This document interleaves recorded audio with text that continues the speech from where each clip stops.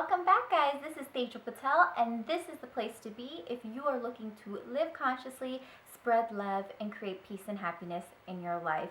And today's topic on Asleep with Seekers is on something that I'm sure that you've heard a lot about. Maybe you practice it in your own life, the law of attraction. And the law of attraction has recently gotten so much popularity after The Secret, Esther Hicks. There's a lot of blogs and so many people who are manifesting so many beautiful things in their life and wanting to share their techniques and how the process works. And over the years, it's become something that is simplified. It's The Secret states it as ask, believe, receive. That is the template to manifesting anything in your life. And you get so excited when you hear, oh my gosh, this is so easy, I can do it. And the process is easy. However, I think over a period of time, the law of attraction has gotten a bad rap because they've oversimplified it. And I, for one, fell into that same trap. It's, you think positive, positive, positive, you believe, believe, believe, and then what you want to manifest doesn't come into fruition, and you start questioning yourself, you start questioning the whole process, and sometimes you just get so frustrated that you give up on it. But I went through the process of becoming frustrated, and I have found some interesting nuances that are total game changers to the law of attraction process. And I want to share these with you because if you are at the point where you don't believe in the process, or it's become really frustrating, or what you desire has not been showing up, I think if you use one of these techniques based on where you are in your process, I think you could really shift your energy and be able to manifest what you want. So, though I believe the fundamental template of manifestation is on point, it's ask, believe, receive, I just have a few nuances that I want to add to that. So, to the ask portion, when you are making an intention to send your desire to the universe, what I really suggest is becoming very clear about what it is that you want to manifest. And a lot of times we think that we know what we want, but I think it takes a little bit more as to sit down and really be clear of figuring out what it is that we desire. Once we become clear about that, I do this surrender ritual, because the whole idea is that we have to believe in our ability and our power to create the things that we want to manifest.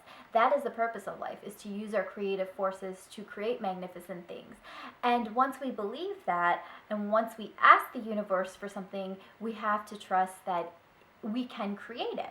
So once we ask, I do a surrender ritual where I write down what I want, and I go to the bathroom, I light that paper on file, I flush it down the toilet, and once I flush it down this toilet, that memorializes that I am letting go, I'm surrendering and letting the universe take care of all the external forces that are required to make this desire come true. So even later on, when my mind comes back to it and is worried, like, why isn't this happening? I re-click out of it and say, you know what? The universe has my back. The universe, in divine timing, will bring me what I desire. So that's the first thing when you're asking for what you want. The second step, believe. That is where most people get hung up, and that's where I used to get hung up. But the two tools that I use, I think, will really help you revitalize your faith and trust in the universe. The first is the law of opposites. This is something that I didn't even know existed when I learned about the law of attraction. The law of attraction has gotten so much popularity, but law of opposites is another universal law that isn't spoken about very much, but that really changes how the law of attraction works. They work simultaneously.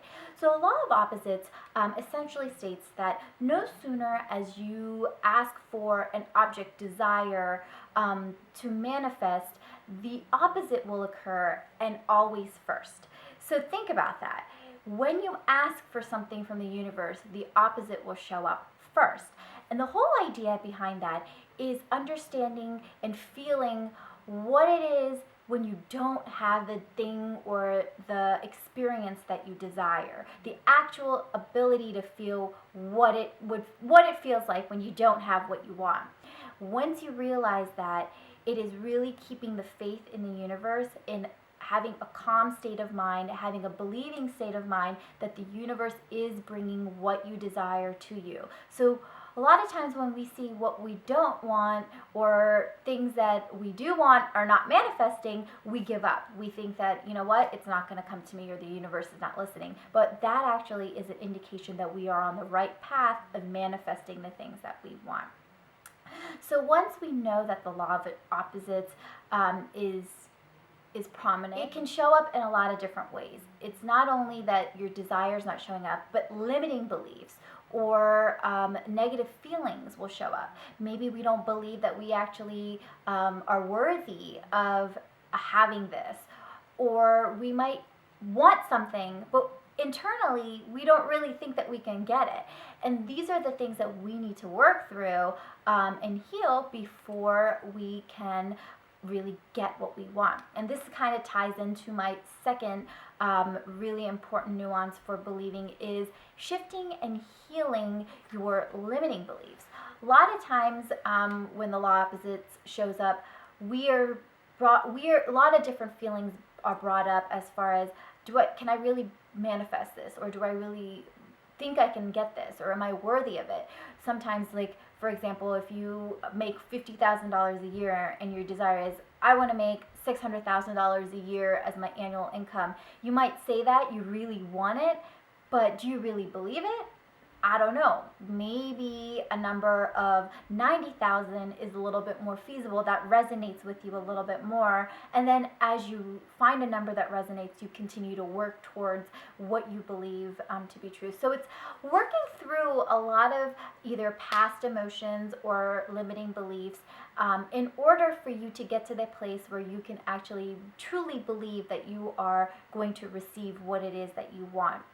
And the techniques that I really use to help me break through my limiting beliefs or my negative frame of thoughts is EFT, is meditating.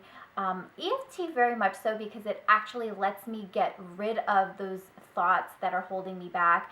But meditating and journaling, if I don't realize what my limiting beliefs are or what is holding me back, I try to do a lot of internal work just to let those feelings come up so that I can deal with them.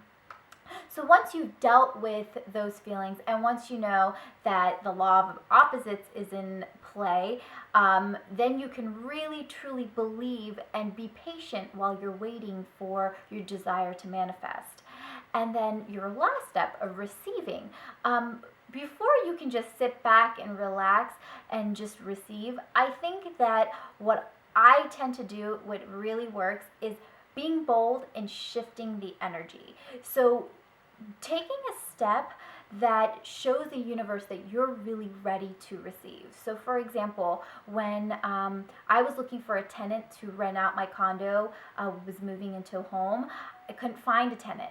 And what I did was I already started packing, and I started planning when I was going to be moving out of my condo before I even had a tenant. And that was the bold energy that I needed to let the universe know that I'm ready to clear out my space. I'm ready for somebody else to come in, and just let the universe know that, okay, let it happen. So it could be for whatever way that you need to shift your energy. The bigger, the bolder the statement, the better. The more uncomfortable it might make you feel, the better. That's what the universe needs to know, that, okay, you're ready to open up space in your life to really allow this thing that you want to manifest to occur. So I really hope that helped. I think those tips will really help hone in what you specifically want to manifest, and really keep your trust and faith in the universe that it will bring what you desire. And the most important thing is you have to believe in yourself and your ability to create, so the universe can bring what you desire to you. So I hope you enjoyed that, and really let me know if you apply those techniques, how did it work for you, or what works for you. If you have techniques that you utilize for your law of attraction process, certainly share that with us on our site. And like always, all the important discussions happen after the vlog, so please come to our website, comment on the vlog, and I would certainly love to hear your comments. Until next time, have a beautiful, beautiful day. Satnam, my friends. Bye.